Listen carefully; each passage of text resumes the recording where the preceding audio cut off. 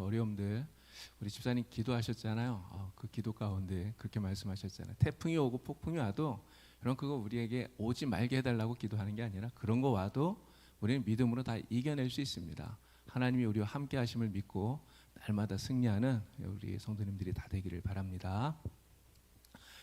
게리 체프먼이라고 하는 사람이 5가지 사랑의 언어라고 하는 책을 썼어요. 이 책이 너무 유명하기 때문에 아마 여러분들 가운데서도 이 책을 읽어보신 분들이 굉장히 많을 거라고 생각이 됩니다. 5가지 사랑의 언어, 여기서 5가지를 말하죠. 첫 번째가 인정하는 말, 또 함께하는 시간, 그리고 선물, 또 봉사, 그리고 스킨십, 5가지를 이야기합니다. 그런데 사람들마다 이 5가지 중에서 자기가 가장 중요하게 생각하는 사랑의 언어가 다 다르다는 거죠. 그래서 자기가 중요한 그 사랑의 언어로 누군가가 나에게 이야기를 해줘야 그래야 내가 저 사람 나를 사랑한다 이렇게 느끼게 된다는 거예요. 예를 들어서 남편과 아내가 이게 아내는 사랑의 언어가 함께하는 시간인데 남편은 사랑의 언어가 선물 이럴 수 있잖아요. 이렇게 다를 수 있습니다. 이렇게 서로 그거를 또 중요하게 생각한다는 거죠. 근데 남편 같은 경우에 자신의 사랑의 언어가 이 선물이기 때문에 아내는 함께하는 시간을 좋아하는데 이게 같이는 하지 않으면서 그냥 계속해서 이렇게 선물만 자꾸 주는 거예요. 이렇게 들어올 때 뭐 꽃도 사다 주고 뭐 또 뭐 작은 거 사다 주고 이렇게 선물만 자꾸 주는 거죠. 근데 아내 입장에서는 그 선물을 받으면서 무슨 생각을 할까요? 남편이 나를 사랑하지는 않고 전부 이 선물로만 때우려고 그런다. 이렇게 생각하지 않겠어요? 근데 남편 입장에서는 또 굉장히 서운할 수 있습니다. 자기는 아내를 너무 사랑해서 자꾸 이렇게 선물도 주고 하는데 아내는 자꾸만 투덜대고 자기 사랑을 자기 마음을 못 알아준다 이렇게 생각할 수 있잖아요. 그래서 서로가 서로에 대해서 어떤 사랑의 언어를 중요하게 생각하는가를 알고 그리고 그 언어로 사랑을 해줘야 서로 이 마음이 잘 통하게 된다 이런 내용이 이 책에 나오는 거죠. 이게 사실 굉장히 중요하다는 생각을 합니다. 근데 제가 이 책을 생각하면서 그 생각이 들었어요. 예수님을 우리가 사랑하는데 예수님을 사랑하는 데 있어서도 그 사랑의 방법, 사랑의 표현 이런 것들이 굉장히 좀 다르겠다 이런 생각이 들더라고요.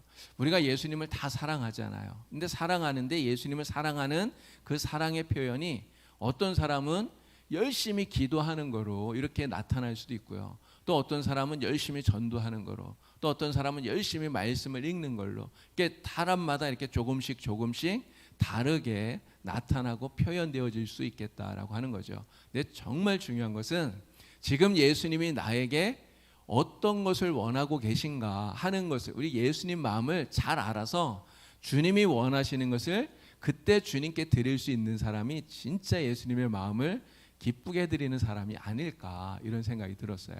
오늘 마르다 이야기를 할 건데 마르다 사실 정말 이 마음이 굉장히 서운함을 가졌던 여인이잖아요. 이 마르다가 예수님 앞에 얼마나 많은 헌신과 봉사를 드렸는지 모릅니다. 그럼에도 불구하고 예수님에게 칭찬 한마디 듣지 못했어요. 정말 그 마음에 섭섭함이 엄청 컸을 것이다 생각이 되는데 왜 그랬을까 하는 것들을 우리가 말씀을 통해서 다시 한번 생각해 보면서 우리가 하나님 앞에 드리는 섬김과 봉사 이러한 것들이 어떠한 모습이어야 되는가 하는 것들도 오늘 말씀을 통해서 함께 은혜를 나누도록 하겠습니다. 자, 마르다는요 그 이름의 뜻이 여주인이라고 하는 뜻이에요. 내 이 이름의 뜻 그대로 마르다는 여주인으로서 예수님을 초청하죠. 자기 집에 예수님을 모시고 그리고 예수님을 극진히 대접을 합니다. 자, 이 사람은 베다니에 살고 있었어요. 근데 베다니에 살고 있던 아주 부유한 집의 여주인이라고 이렇게 말을 할 수 있습니다. 이 베다니라고 하는 곳은 예루살렘에서 굉장히 가까운 곳이에요. 요한복음을 보니까 베다니가 예루살렘에서 약 5리쯤 된다 이렇게 되어 있더라고요. 5리면 약 2km 정도 되잖아요. 2km면 사실 굉장히 가까운 거리 아닙니까? 그래서 지도에도 보시면 예루살렘 옆에 베다니 이렇게 표시를 했는데 옆에 확대해 놓은 거 보시면은 굉장히 가까워요. 그래서 나중에 이 나사로가 이제 죽었잖아요. 나사로가 죽었을 때 많은 유대인들이 나사로의 집에 문상을 옵니다. 내 문상 온 사람들이 굉장히 많았던 것 같아요. 근데 그렇게 많은 사람들이 문상을 온 걸 보면 이 나사로와 이 가정이 예루살렘에까지 잘 알려진 굉장히 유력한 집이 아니었을까 우리가 생각해 볼 수 있는 거죠. 그리고 나중에 그 막내인 마리아가 예수님께 향유를 붓습니다. 근데 그 향유의 값이 300데나리온 되는 굉장히 비싼 향유였잖아요. 근데 그런 향유를 드릴 정도라면 이 가정이 굉장히 부유한 집이었겠구나, 이런 생각도 우리가 해볼 수 있는 것이죠. 자, 이 가정에 세 남매가 살고 있었다는 것이죠. 다른 사람들은 지금 이름이 나오지 않기 때문에 뭐 나사로의 아내라든가 아니면 마르다의 뭐 남편이라든가 이런 어떤 가족 관계는 나오진 않기 때문에 그냥 이 가정이 우리가 딱 세 사람만 현재는 알 수가 있어요. 나사로, 그리고 마르다, 마리아, 이 세 남매가 어쨌든 이렇게 살고 있었다고 하는 것이죠. 자, 그런데 이 사람들 가운데 마르다, 이 마르다와 관계가 있는 성경의 내용들이 딱 세 군데에 나옵니다. 하나는 오늘 우리가 읽었던 본문인 누가복음 10장이에요. 예수님을 집으로 모셔서 예수님에게 극진히 대접을 했던 사건이 이 누가복음 10장에 나오죠. 그리고 요한복음 11장 12장에 이 마르다 이야기가 나옵니다. 마르다가 바로 오빠인 나사로가 죽었을 때 예수님과 하는 대화가 거기에 나오고요. 그리고 12장을 보면 이제 나사로가 죽었다가 살아났는데 그 집에서 잔치가 벌어지잖아요. 그 잔치 가운데 마르다의 모습을 우리가 볼 수 있습니다. 바로 이 세 군데에 마르다가 나오는 이 장면들을 통해서 그가 가졌던 주님을 향한 사랑, 또 주님을 향해서 얼마나 극진히 그가 섬기고 봉사했는지 이러한 모습들을 우리가 볼 수 있다라고 하는 것이죠. 자, 먼저 마르다가 어떻게 주님을 섬겼는가 하는 것을 우리가 말씀을 통해서 보겠습니다. 누가복음 10장 38절 39절 말씀 우리 다 같이 한 목소리로 크게 읽겠습니다. 그들이 길 갈 때에 예수께서 한 마을에 들어가심에 마르다라 이름하는 한 여자가 자기 집으로 영접하더라. 그에게 마리아라 하는 동생이 있어 주의 발치에 앉아 그의 말씀을 듣더니. 아멘. 자, 마르다가 예수님을 자기의 집으로 영접했다, 이렇게 말씀 이야기해요. 여러분, 마르다가 왜 예수님을 자기 집에 모시고 왔을까요? 이유가 뭡니까? 사랑하니까. 그죠? 예수님을 사랑하기 때문에 예수님을 자신의 집으로 모신 거예요. 정말 예수님을 사랑하는 그 마음을 마르다는 예수님을 자신의 집에 모셔서 극진히 대접하는 것으로 나타내고 있다고 하는 거죠. 여러분, 우리도 예수님 사랑하죠. 여러분, 예수님 사랑하시죠? 우리가 늘 고백하는 게 그거잖아요. 주님 사랑합니다. 예수님 사랑합니다. 하나님 사랑합니다. 근데 우리가 예수님을 정말 사랑한다면 여러분, 그 사랑을 말로만 하면 안 되잖아요. 여러분, 부부간에도 남편이 아내를 사랑하고 아내가 남편 사랑하지만 사실 사랑한다는 말도 잘 못하는 사람이 많기는 합니다. 저도 사실 잘 말을 못하는데 여러분, 말만 한다고 사랑하는 게 아니잖아요. 말뿐만이 아니라 행동으로 보여줘야 됩니다. 그죠? 그러니까 예수님 사랑하고 하나님 사랑함을 행동으로 보여야 돼요. 여러분, 예수님 사랑하고 하나님 사랑하는 것을 우리가 어떻게 행동으로 보일 수 있습니까? 이렇게 나와서 예배하는 게 그런 사랑의 표현이에요, 사실은. 그죠? 우리가 예배로, 또 기도함으로, 또 나가서 복음을 전함으로, 주님 말씀대로 삶으로, 주님께서 우리에게 말씀하신 대로 빛이 되고 소금이 되는 이러한 모습으로 세상을 우리가 밝힘으로써 우리가 주님에 대한 그런 사랑의 모습을 보여줄 수 있는 거죠. 자, 오늘 이 마르다는 주님을 사랑한다고 하는 그 사랑을 예수님에게 극진하게 음식 대접하는 것으로 그렇게 지금 보이고 있다고 하는 거예요. 자, 귀한 손님이 집에 왔습니다. 예수님이 얼마나 귀한 손님이에요. 정말 사랑하는 예수님이 우리 집에 왔어요. 만약에 우리가 그렇게 이 마르다와 똑같은 상황이라면 여러분 어떻게 했습니까? 제가 전에 어떤 집에 신방을 갔더니 그 남편분이 그렇게 얘기하더라고요. 목사님, 신방을 좀 자주 오시라고. 왜 그러냐 그랬더니요, 오늘 아침부터 집사람이 집안 청소하더라고. 그렇게 이야기하더라고요. 목사님 오시니까 청소한다고. 근데 목사님이 와도 청소를 하는데 여러분, 예수님이 우리 집에 온다. 여러분, 완전 집안이 막 벌컥 뒤집히지 않겠어요? 근데 마르다는 그 집의 여주인이잖아요. 정말 예수님을 잘 대접하기 위해서 이 마르다의 마음이 너무너무 분주했다고 하는 거예요. 특별히 음식을 준비하는 것이죠. 예수님께 맛있는 거 정말 대접해 드리려고. 근데 예수님이 혼자 오신 게 아니잖아요. 예수님 그냥 혼자 오시면 뭐 조금만 준비해도 되지만 예수님이 오시면 누가 옵니까? 같이 12명의 제자가 따라와요. 그러면 숫자가 벌써 13명이죠. 근데 이 집에 지금 3명 있으니까 그러면 16명이잖아요. 근데 하여간 우리가 여기 성경에 지금 나오지는 않지만 뭐 또 누가 더 있었을지 몰라요. 최소 20명 이상의 그런 음식을 준비해야 돼요. 여기 다들 음식 많이 준비해 보셔서 알 텐데 여러분, 손님 오면 음식 준비하는 게 쉽나요? 사실 쉽지 않아요. 남자들은 그런 얘기 많이 하잖아요. 이렇게 갑자기 사람 데려오고도 친구 데려오고도 그냥 먹는데 숟가락 하나만 더 얹어놓으면 되지 이렇게 얘기한단 말이죠. 근데 여자분들은 안 그렇잖아요. 손님이 오면 정말 마음에 부담도 되고 준비하려면 굉장히 힘들 거예요. 근데 예수님이 오셨어요. 그 예수님을 잘 대접하기 위해서 마르다가 얼마나 그 마음이 분주했겠습니까? 뭐 이것도 해야 되고 저것도 해야 되고 정말 혼자서 막 이리저리 분주하게 뛰는 마르다의 모습이 눈에 선히 보이죠. 자, 그런데 마리아는 그렇지 않았어요. 마리아, 여동생인 마리아는 어떻게 보면 굉장히 철이 없는 것 같습니다. 언니는 이렇게 열심히 막 이리저리 분주하게 예수님 대접하려고 뛰는데 마리아는 뭐 하고 있어요?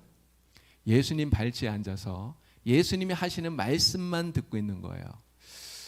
이 마리아가 굉장히 좀 그랬던 것 같아요. 마음이. 그래서 마르다가요 마리아에게 눈치를 주지 않았겠습니까? 야, 좀 나와라 이렇게. 이렇게 눈 마주치면 빨리 나오라고 막 이렇게 손짓도 하고 싶은데 이 마리아가 마르다를 보지를 않아요. 계속해서 예수님만 뚫어져라 보고 있는 거죠. 그래서 이 마르다가 아마 뭐 차를 대접하느라고 이렇게 차를 가지고 가서 이렇게 차를 딱 놓고 나오면서 마리아를 한번 이렇게 툭 찼을지도 몰라요. 나오라고. 그래도 꿈쩍도 안 하는 거죠. 과일 갖다 놓으면서 한번 이렇게 옆구리 쿡 찔렀을지도 몰라요. 나오라고. 그래도 안 나오는 거예요. 그냥 예수님만 바라보고 예수님 말씀만 듣고 있는 거죠. 여러분, 그렇게 되니까 마르다가 결국 어떻게 됩니까? 폭발하는 거죠. 자, 말씀을 한 구절 봅니다. 누가복음 10장 40절 말씀입니다. 다 같이 우리 큰 소리로 읽겠습니다. 마르다는 준비하는 일이 많아 마음이 분주한지라 예수께 나가 이르되 주여, 내 동생이 나 혼자 일하게 두는 것을 생각하지 아니하시나이까 그를 명하사 나를 도와주라 하소서. 아멘. 자기는 음식 준비하는 것 때문에 너무 바빠서 정말 정신이 없어 죽겠는데 동생은 꼼짝도 안 하고 예수님 앞에 앉아서 말씀을 듣고 있는 거예요. 근데 그 당시 상황을 보면 사실 이게 말이 안 되는 상황이에요. 당시는 남자들은 굉장히 존중하면서 상대적으로 여성은 굉장히 비하받던 이런 시대 아닌가요? 랍비는 남자는 제자로 두었지만 여자는 제자로 두질 않았어요. 여러분, 여자들 가운데 랍비가 존재하질 않습니다.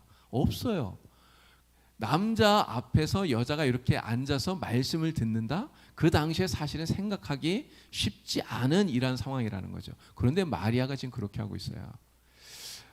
이 마르다가 그걸 보면서 화가 나는 게 어떻게 보면 굉장히 당연하다고 하는 것이죠. 자, 그래서 마르다는 야, 이제 더는 안 되겠다 싶어서 예수님에게 가서 예수님이 하시는 말씀을 끊는 거예요. 예수님이 말씀을 하고 계셨거든요. 무언가를 가르치고 계셨는데 가서 예수님에게 예수님 잠깐만요 이렇게 말을 끊는 거예요. 그리고 뭐라고 말합니까? 내 동생이 내가 혼자 일하는데 왜 도와주라고 예수님 말씀 안 합니까? 좀 도와주라고 얘기 좀 해주세요. 이렇게 이야기를 하는 거예요. 여러분, 지금 마르다가 하는 이 말에는요 불평이 있고 원망이 있어요. 여러분, 불평이 뭡니까? 어떤 불평이 있는 거죠? 나는 죽으라고 일하는데 동생은 일 안 한다는 거죠. 그러니까 나만 일한다고 하는, 나 혼자만 일한다고 하는 이런 불평이 마르다의 말 속에 있어요. 이런 원망이 또 들어있어요. 무슨 원망입니까? 나는 이렇게 열심히 일하는데 동생은 지금 놀고 있는데 예수님 그거를 모르고 계신다는 이런 예수님에 대한 원망이 있는 거죠. 만약에 예수님이 아시면 마리아에게 야, 마리아야, 너 빨리 좀 나가서 언니 좀 도와줘라 이렇게 한마디 해주셔야 되는데 그거 안 하고 있다는 거예요. 그래서 예수님에 대한 원망이 들어있다라고 하는 것입니다.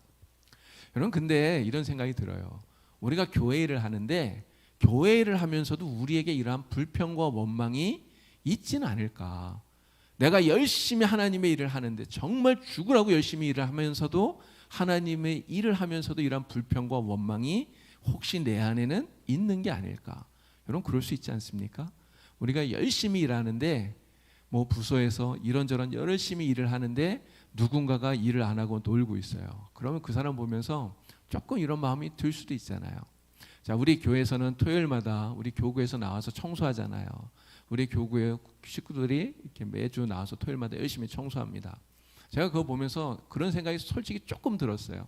이게 매주마다 보니까 청소하러 오시는 분들만 와요. 항상 오시는 분들이 와서 청소를 하시더라고요. 근데 그 청소하시는 분들이 솔직히 인간적으로 이런 생각 들 수 있죠. 아니 무슨 청소는 맨날 하는 사람만 하나? 이런 생각 들 수 있잖아요. 만약에 그렇게 생각을 하면 마르다와 같은 불평과 이러한 원망이 생겨날 수 있습니다. 근데 정말 다행인 것은 제가 우리 교회 와서 2년 넘도록 지금 청소 같이 하면서 보니까 나와서 청소하시는 분들 가운데는 그렇게 불평하시는 분들이 한 분도 안 계시더라고요. 정말 그 청소하시면서 그렇게 불평하는 소리를 제가 한 번도 못 들었어요. 정말 얼마나 감사한지 모릅니다. 자, 그런데 마르다는 그렇지 못했어요. 자기 혼자 일하는 것에 대해서 불평하는 마음이 들었다는 거죠. 근데 이 불평하는 마음이 드니까 어떻게 됩니까? 마리아를 그냥 내버려 두시는 예수님의 처사가 불공평하다, 이런 생각이 든 거예요. 예수님이 불공평하게 행동하고 계신다, 이렇게 생각이 되니까 예수님에게 가서 한마디 하잖아요. 근데 이 마리아가 하는 이 한마디, 사실 어떻게 보면 마르다가 예수님을 가르치려고 드는 것처럼 이렇게 느껴진다는 거죠. 뭐라고 말했다고요? 예수님, 왜 내 동생이 나 혼자 일하는 것을 그냥 그대로 두고 계십니까? 두고 보십니까? 내 동생에게 저를 도와주라고 얘기해 주세요. 그게 당연한 거 아닙니까? 이렇게 이야기하는 거예요. 마르다는 자기가 생각하는 자기 방법대로, 자기 방식대로 일하지 않는 예수님이 불공평하다, 틀렸다, 이렇게 생각하는 것 같아 보인다는 거죠. 그래서 예수님을 가르치려 드는 것처럼 이렇게 느껴진다는 거예요. 근데 이러한 일들이 마태복음 20장의 포도원 품꾼 비유를 보면 거기 일꾼들도 똑같이 이렇게 이야기를 해요. 자, 마태복음 20장 10절에서 12절까지의 말씀을 또 읽겠습니다. 자, 다 같이 함께 읽습니다. 먼저 온 자들이 와서 더 받을 줄 알았더니 그들도 한 데나리온씩 받은지라. 받은 후 집주인을 원망하여 이르되 나중 온 이 사람들은 1시간밖에 일하지 아니하였거늘 그들을 종일 수고하며 더위를 견딘 우리와 함께 갖게 하였나이다. 아멘. 자, 이 포도원 품꾼 비유를 보면 아침 9시에 일꾼들을 그 포도원에 들여보냅니다. 그리고 또 12시에도 가서 놀고 있는 사람들을 또 포도원에 들여보내요. 오후 3시에도 또 그렇게 하죠. 그리고 오후 5시에도 또 놀고 있는 사람들이 있으니까 그들도 포도원에 들여보내서 일하게 시키는데, 근데 오후 6시에 그날의 일당을 계산해서 주었다는 거예요. 근데 누구부터 주었느냐? 맨 마지막에 온 사람들부터 일당을 줍니다. 근데 오후 5시에 들어와서 1시간 일한 사람들 6시에 일당을 주는데 얼마를 받습니까? 한 데나리온을 받은 거예요. 한 데나리온. 자, 그런데 5시에 들어와서 1시간 일한 사람들이 한 데나리온을 받는 것을 보고 아침 9시에 온 사람들이 무슨 생각을 했을까요? 야, 저 사람들이 1시간 일하고도 한 데나리온을 받았으면 우리는 아침 9시에 와서 저녁 6시까지 무려 9시간이나 열심히 일을 했으니까 훨씬 더 많이 주시겠구나, 이렇게 생각하는 거죠. 여러분, 이게 사실 틀린 생각 아닌 것 같아요. 누구나 그렇게 생각하지 않겠습니까?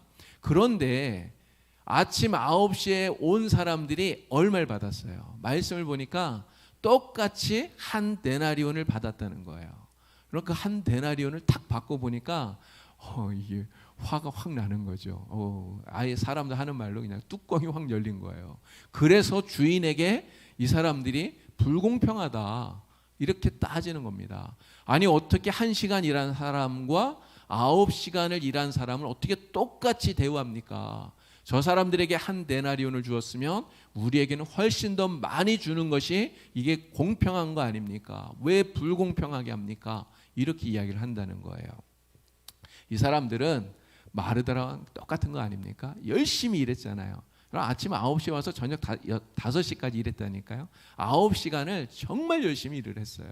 그런데 그렇게 일을 한 이들이 주님께 자기들의 생각과 다르다고 해서 주님을 마치 가르치려는 것처럼 그렇게 말하고 행동하고 있다는 거죠. 네, 여러분, 내 생각과 다르다고 해서 우리가 예수님을 가르칠 수 있습니까? 내 생각과 다르다고 우리가 주님께 주님 그거 아닌데요, 이렇게 하시면 안 되는데요, 우리가 코치할 수 있나요? 여러분, 절대 그럴 수 없어요. 주님의 생각과 우리의 생각이 다릅니다. 우리는 주님이 하시는 것을 우리가 인정하고 그리고 순종하는 것이 그게 우리의 모습이어야 되는 것이죠. 우리는 절대로 주님을 가르칠 수 없어요. 마르다처럼, 이 포도원 일꾼들처럼 내 생각과 다르다 해서 예수님께 이렇게 이야기한다는 것은 사실은 굉장히 어리석고 그리고 교만한 모습이다 말할 수 있는 것입니다.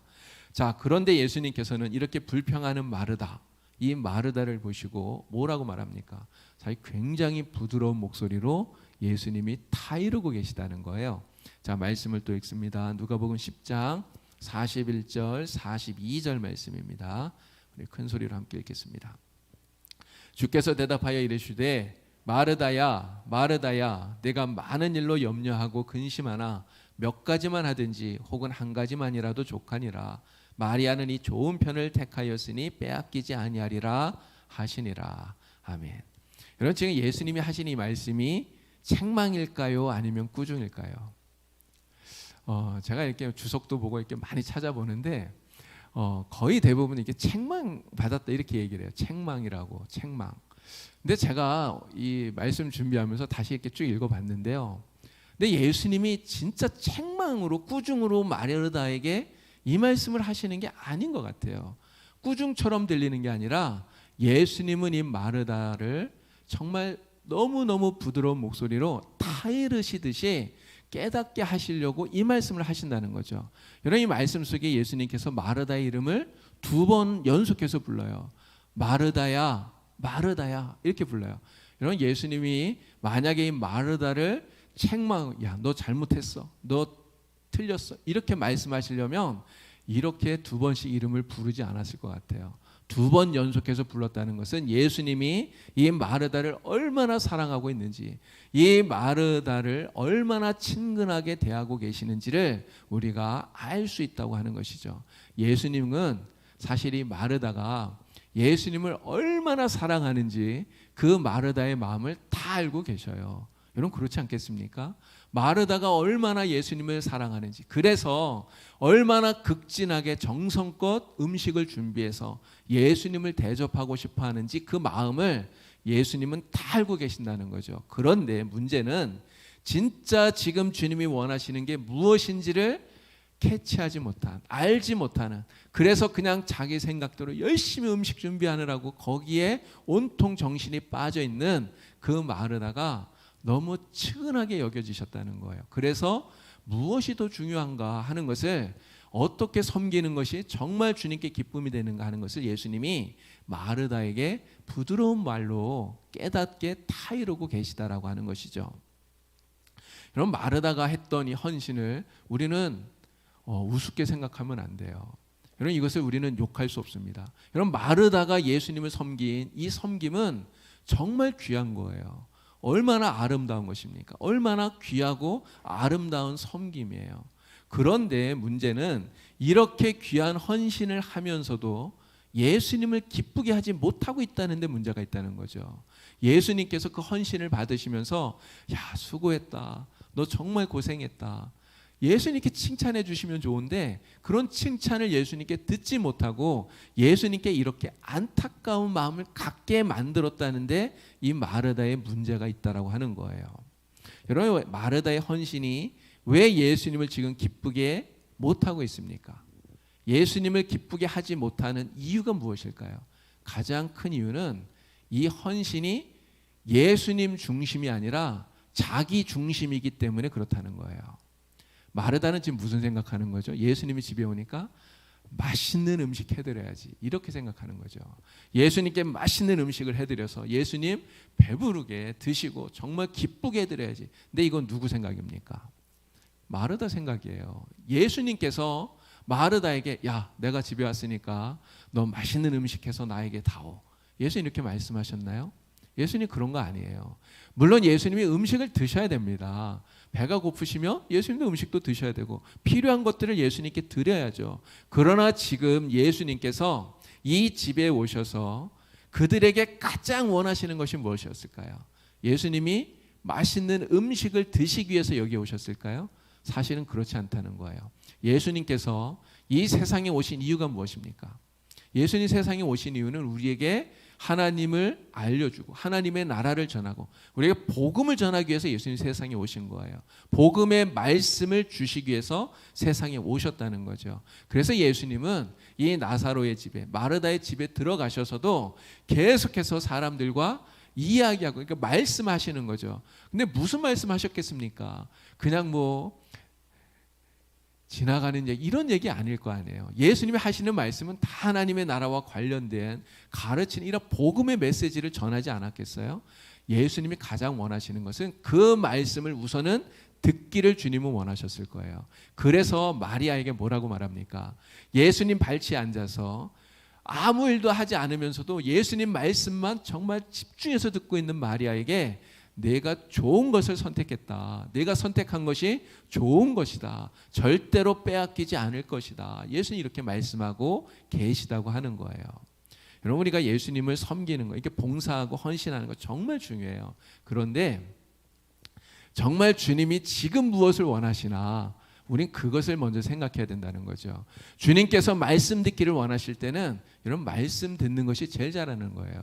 여러분 우리 교회 이렇게 청소도 열심히 해야 되지만 여러분 예배 시간에는 예배를 드리는 게 제일 예수님을 사랑하는 방법인 겁니다. 그죠? 기도하는 시간에는 열심히 같이 기도하는 것이 그게 예수님을 사랑하는 가장 좋은 방법인 거예요. 예배 시간에 예배 드리지 않고 나가서 열심히 청소하고 막 여러분 그 잘하는 건가요? 예수님 절대로 그렇게 하는 것을 기뻐하지 않는다고 하는 것입니다. 예수님께서 지금 집에 오셨어요. 물론 음식도 해서 예수님 드려야 됩니다. 그러나 우선은 주님의 말씀을 듣는 것이 주님이 원하시는 거예요. 그러면 마르다도 마리아처럼 같이 앉아서 말씀도 같이 듣고 은혜를 받으면 좋잖아요. 그리고 나서 같이 마리아와 함께 음식을 준비하면 그럼 더 좋은 거 아닌가요? 물론 시간이 좀 부족해서 음식을 많이 준비하지 못할 수 있습니다. 한 10가지 준비하려고 했던 거 한 5가지밖에 뭐 한 2가지밖에 준비하지 못할 수도 있어요. 어쩌면 그냥 한 가지밖에 준비하지 못할 수도 있습니다. 그러나 그렇다고 해서 예수님이 야 음식 왜 이렇게 준비했냐 예수님 말씀하실까요? 절대 그렇지 않아요. 주님께서 우리에게 기뻐하시는 섬김과 헌신, 주님의 뜻을 따라서 하는 것이 그것이 정말 주님이 가장 기뻐하는 헌신이라고 하는 것을 우리가 기억해야 되는 것입니다. 제가 교육전도사 시절에 정말 그런 거 봤어요. 교회 학교 예배를 드리잖아요. 제 소년부 아이들, 5, 6학년 아이들을 이렇게 가르쳤는데 근데 1년에 2번씩 그 달란트 잔치를 했거든요. 근데 달란트 잔치하면 사실 준비할 게 많아요. 예배 끝나자마자 이렇게 달란트 이제 막 놓고 뭐 그 팔고 막 이렇게 하니까. 근데 선생님들 중에 몇 분이 예배 시간에 그냥 나가서 그거 준비하고 있는 거예요. 그러니까 안 들어와요. 예배를 드리러. 물론 어린이 예배니까 그냥 그거 끝나고 나서 뭐 본예배, 대예배라고 말하는 그 예배 드리면 물론 됩니다. 그러나 어린이들과 함께하는 교사로서 드리는 그 예배, 이런 교사도 그 예배를 중요하게 생각해야 돼요. 주님께서 원하시는 것은 교사니까 그 예배 그냥 안 드려도 된다. 주님 그렇게 원하지 않습니다. 교사들도 같이 정성껏 예배하는 모습을 주님이 원하시는 거죠. 아이들이 그러한 정성껏 예배하는 선생님의 모습을 보면서 배우는 거잖아요. 근데 그렇지 않은 분들이 있더라고요. 근데 제가 그런 생각이 들었어요. 야 진짜 예배를 포기하면서까지 해야 될 더 중요한 일이 있을까? 여러분 그런 게 있을까요? 여러분 그런 거 없습니다. 예배보다 사실은 더 중요한 게 없어요. 우리는 예배를 포기하면서까지 해야 될 다른 일들을 만들면 안 됩니다. 우리는 정말 주님이 원하시는 것, 더 중요한 것, 더 소중한 것, 그것이 무엇인가를 생각하면서 주님께 그것을 드릴 수 있는, 정말 주님이 기뻐하는 헌신을 드리는 그런 성도가 다 될 수 있기를 바랍니다. 자, 마르다의 신앙에 대한 모습도 우리가 잠깐 또 보도록 하겠습니다. 요한복음 11장 12장 아까 이야기했는데, 요한복음 11장에 이 마르다의 신앙의 모습이 어떤가를 우리에게 알려주는 대목이 나와요. 자, 마르다와 이 마리아가 나사로, 오빠가 죽고 나서, 근데 사실 죽기 전이죠. 나사로가 죽기 전에 사람을 예수님께 보냈어요. 여러분, 왜 보냈겠습니까? 빨리 오셔서 우리 오빠가 죽기 전에 빨리 오셔서 우리 오빠를 좀 살려주세요, 이런 마음으로 보낸 거예요. 그런데 예수님께서 어떻게 하셨습니까? 그 이야기를 듣고도 바로 안 왔어요. 나사로가 죽어간다는 소식을 듣고도 예수님은 이틀이나 더 지체합니다. 그리고 나서 나사로가 죽고 난 다음에, 그리고 나서 예수님이 와요. 베다니에 갔을 때는 이미 나사로가 죽은 지 나흘이나 지난 이러한 시점에 예수님이 오신 거예요. 다시는 살아날 수 없는, 정말 나사로가 죽은 것이 100% 확실한 그때 예수님이 오셨다는 거죠. 자, 그런데 예수님 그때 오니까 마르다가 예수님에게 뭐라고 말합니까? 왜 예수님이 이제 오셨습니까? 이렇게 이야기하는 거예요. 자, 요한복음 11장 21절 말씀을 우리 다 같이 함께 또 읽겠습니다. 자, 큰 소리로 읽습니다. 마르다가 예수께 여짜오되 주께서 여기 계셨더라면 내 오라버니가 죽지 아니하였겠나이다. 그러나 나는 이제라도 주께서 무엇이든지 하나님께 구하시는 것을 하나님이 주실 줄을 아나이다. 아멘. 지금 뭐라고 말합니까? 예수님 왜 이제 오셨어요? 예수님 조금만 빨리 오셨으면 저희 오라버니가 살았을 거 아니에요. 이렇게 이야기해요.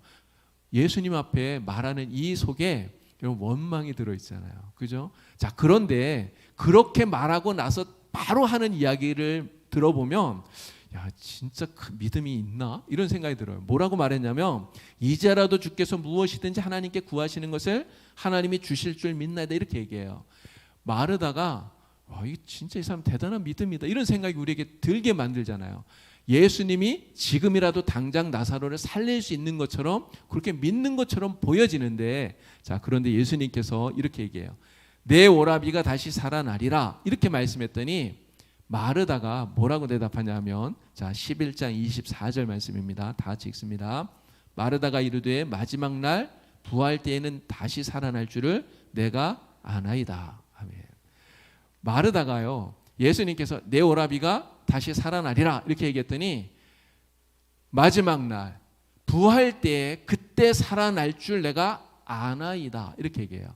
여러분, 여기에 끝에 믿는다고 말한 게 아니고 아나이다 이렇게 얘기했어요. 지금 이 마르다가 가지고 있는 부활 신앙이 어떤 신앙인가? 이 신앙은요, 지식적으로 아는, 그냥 머리로 알고 있는 그러한 신앙에 그치고 있다라고 하는 것이죠. 당시의 유대인들 가운데 사두개인들은 부활을 믿지 않았습니다. 사두개인들은 부활을 부인했어요. 근데 바리새인들은 부활을 믿었어요. 바리새인들은 부활을 믿었는데 어떻게 부활을 믿었느냐? 사실 이 마르다가 믿고 있는 것과 똑같이 마지막 날에는 부활한다, 이렇게 믿고 있었다는 거죠. 근데 이러한 믿음은 굉장히 미래적이고 그리고 피상적인 믿음에 그친다는 것입니다. 배워서 들어서 그냥 알고 있는 지식적인 믿음에 그치고 있다는 거죠. 여러분, 이 믿음이 왜 문제가 되느냐? 오늘 우리가 믿음을 가지고 살면서 이 부활의 믿음이 현재 나의 삶에 아무런 영향을 미치질 못한다는 거예요. 여러분, 부활을 마르다가 믿었다면 나사로의 죽음 앞에서 이러한 주님을 원망하는 말은 하지 않았겠죠. 자, 예수님께서 이러한 미래적이고 피상적인 이러한 신앙에 머물러 있는 이 마르다의 신앙을 현재적인 부활 신앙으로 새롭게 고쳐주시는 말씀을 우리가 보게 됩니다. 자, 요한복음 11장 25절 26절 말씀 우리 같이 또 읽겠습니다. 다 같이 읽습니다. 예수께서 이르시되 나는 부활이요 생명이니 나를 믿는 자는 죽어도 살겠고 무릇 살아서 나를 믿는 자는 영원히 죽지 아니하리니 이것을 내가 믿느냐. 아멘. 자, 예수님이 뭐라고 말합니까? 나는 부활이요 생명이니. 예수님께서 부활이고 예수님이 생명이라는 거예요. 그런데 그 예수님이 지금 어디에 있습니까? 마르다의 눈앞에 있어요. 바로 이 부활이라고 하는 것은 미래에 먼 나중에 되어지는 그러한 일뿐만이 아니라 이 예수님, 지금 주님이 여기 계시기 때문에 지금 현재적으로 우리에게 되어지는 사건이라고 하는 것을 예수님이 말씀하고 있는 거예요. 여러분 이것을 믿습니까? 여러분 우리가 죽어요. 사람은 누구나 한번 태어나면 다 죽게 되어 있어요. 그러나 우리는 부활합니다. 여러분 언제 부활합니까? 사실 마르다가 말한 것처럼 먼 훗날에 마지막 때 우리가 부활하게 되죠. 그러나 마지막 달에 부활한다고 하는 여기에서 우리의 믿음이 그치는 게 아니에요. 예수님은 부활이고 생명이시고 예수님의 그 부활의 능력이 지금 우리와 함께하기 때문에 우리는 바로 이러한 부활의 신앙을 가지고 우리는 지금 살아간다는 거죠. 여러분 죽음은 사람들에게 두려운 거예요. 여러분 죽음을 두려워하지 않는 사람이 없잖아요. 어떤 사람이든 죽음을 피하고 싶어 합니다. 그러나 예수를 믿는 사람에게는 바로 이 부활의 생명이, 부활의 능력이 오늘 우리에게 있기 때문에 죽음도 두려워하지 않는 그러한 담대한 신앙으로 하루하루를 살아가게 된다는 것이죠. 예수님께서 마르다에게 이것을 내가 믿느냐 이렇게 물어요. 이것을 내가 믿느냐. 자, 그랬더니 마르다가 예수님께 정말 귀한 신앙의 고백을 하는데요. 이 말씀이 11장 27절입니다. 우리 이 말씀을 또 다 같이 읽겠습니다. 이르되 주여 그러하오이다. 주는 그리스도시요 세상에 오시는 하나님의 아들이신 줄 내가 믿나이다. 아멘. 신약 성경에 예수님에 대한 신앙의 고백을 한 사람들이 몇 사람 나와요. 두 사람은 예수님의 제자입니다. 하나는 베드로고요. 그리고 한 사람은 도마예요. 정말 이들의 그 신앙의 고백이 얼마나 훌륭한지 모릅니다. 베드로가 뭐라고 고백했죠? 주는 그리스도시요 살아계신 하나님의 아들이시니이다. 그렇게 고백을 했어요. 여러분 도마는 뭐라고 고백을 합니까? 나의 주님이시요 나의 하나님이시니이다. 이렇게 고백했는데 그런데 지금 이 마르다의 입에서 베드로나 도마와 비교해도 전혀 부족하지 않은 정말 위대한 신앙 고백이 나오고 있습니다. 뭐라고 고백하죠? 주는 그리스도시요 세상에 오시는 하나님의 아들이십니다. 이렇게 고백해요. 여러분 마르다는요 예수님이 누구인지를 정확하게 지금 보고 있는 거예요. 그리스도 메시아이시고 하나님의 아들이시다. 그런데 지금까지는 그러한 지식이 머릿속에서만 있었다는 것이죠. 그런데 그 머릿속에서 지식적으로 알던 이 믿음이 이제는 내가 믿나이다. 이 믿음으로 완전히 승화되어지는 것을 우리가 보게 됩니다. 우리 아까 읽었던 말씀 가운데 마르다가 뭐라 그랬어요? 마지막 날 부활 때는 내가 살아날 줄 내가 아나이다. 이렇게 얘기했어요. 그런데 지금 예수님 앞에 이 신앙을 고백하면서 하나님의 아들이신 줄 내가 믿나이다. 이렇게 얘기해요. 아는 신앙에서 믿는 신앙으로 바뀌고 있다는 것이죠. 여러분 우리가 정말 이렇게 되어야 되리라 믿습니다. 우리가 예수님에 대한 지식을 많이 갖는 것 중요해요. 성경을 우리가 많이 읽고 많이 아는 것 중요합니다. 그러나 아는 데서 끝나면 그러면 곤란하죠. 아는 신앙에서 믿는 신앙으로 그 믿음을 가지고 이 세상을 이기고 담대하게 승리하는 그러한 신앙으로 우리가 나아가야 될 줄로 믿습니다. 자, 이제 마르다에 대한 마지막 이야기를 하고 마치겠습니다. 자, 마르다 이야기가 요한복음 12장에 나온다 그랬잖아요. 근데 짧게 나옵니다. 자, 요한복음 12장 2절 말씀이에요. 다 같이 이 말씀 읽겠습니다. 거기서 예수를 위하여 잔치할새 마르다는 일을 하고 나사로는 예수와 함께 앉은 자 중에 있더라. 아멘. 자, 나사로가 살아났습니다. 얼마나 기뻐요. 그래서 그 집에 잔치가 벌어진 거예요. 그 잔치 가운데 나사로가 무엇을 하고 있느냐? 2절 말씀 보니까 딱 한 구절이에요. 뭐라 그랬습니까? 마르다는 일을 보고 일하고 있어요. 여전히 일하고 있어요. 자, 그런데 아까 우리가 읽었던 누가복음 10장에 나오는 마르다의 모습과 지금 요한복음 12장에 나오는 마르다의 모습 사실 겉으로 보면 똑같아요. 지금 같은 일을 해요. 같은 사람이 예수님을 대접하기 위해서 음식을 준비하고 있어요. 같은 일을 하는데 근데 그 마음의 상태, 그 모습은 완전히 다르다는 것이죠. 그 전에는 어떻게 일했습니까? 나 혼자 일한다고 불평과 원망과 이런 그런 마음으로 일을 했어요. 자기는 일하지 않으면서 예수님 말씀만 듣고 있는 마르다가 미운 마음이 생겼어요. 그런 마음으로 일을 하고 있었다는 거죠. 그러나 요한복음 12장에서 마르다는 달라졌어요.